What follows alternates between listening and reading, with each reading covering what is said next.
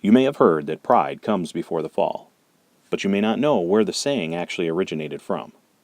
It's a reference to the book of Isaiah in the Bible, and a fallen angel named Lucifer, whose sin was pride, as he stated, "I will ascend into heaven, I will exalt my throne above the stars of God, I will sit on God's throne, I will be like God."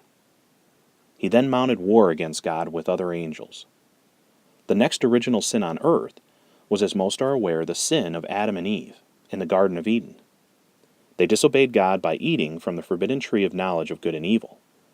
But Eve was tempted by Lucifer with the same pride that he possessed by saying to her, "Surely you will not die if you eat of the tree, but you will be like God, knowing good and evil, and having his knowledge."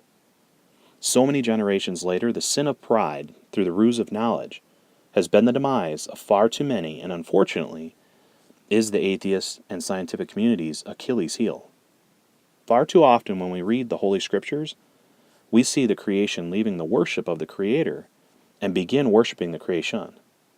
And within the atheist community, it's easy to see the worship, adoration, and deification of science, evolution, the mysterious and magical natural selection, the church of academia, humankind, the Big Bang, the universe, even aliens. And of recent, the religion of atheism. Currently, there's a big push at college campuses to recruit fellow students to get together weekly, listen to humanist music, talk about atheism only, and have a purchased building to meet at regularly, where they can talk negatively about Christianity and God. They might as well call it church because to them that's what it is, minus the charitable contributions and positivity, of course. And don't forget the great atheist prophet, none other than Charles Darwin, the evolutionist and atheist. The $1 million God-hating, money-grabbing colleges are their cathedrals, which only allow the select few, and they must think and be like-minded, or they will be excommunicated.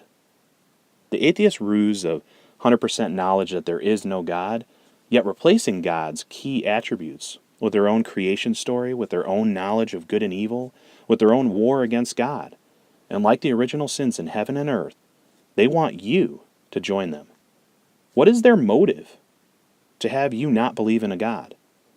Why does their story mimic the story told in the Bible of knowledge, pride, and the desire to worship creation instead of the Creator?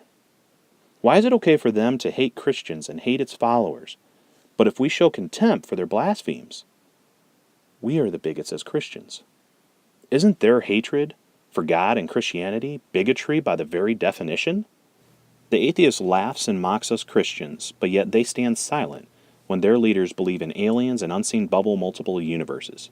The atheist mocks our God as we sit silent about their many gods and watch them reliving the oldest sins in the Bible.